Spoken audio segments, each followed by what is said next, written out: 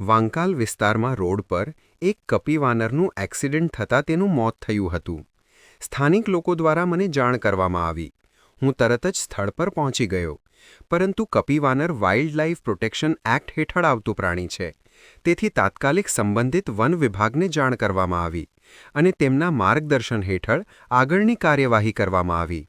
આપ સૌને વિનંતી, રસ્તા પર વાહન ચલાવતા સમયે સાવચેત રહો, કારણ કે જંગલી પ્રાણીઓ પણ આપણા પર્યાવરણનો મહત્વનો ભાગ છે.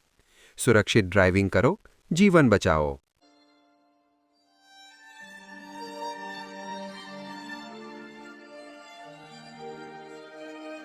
વાંકાલ વિસ્તારમાં રોડ પર એક કપીવાનરનું એક્સિડન્ટ થતાં તેનું મોત થયું હતું.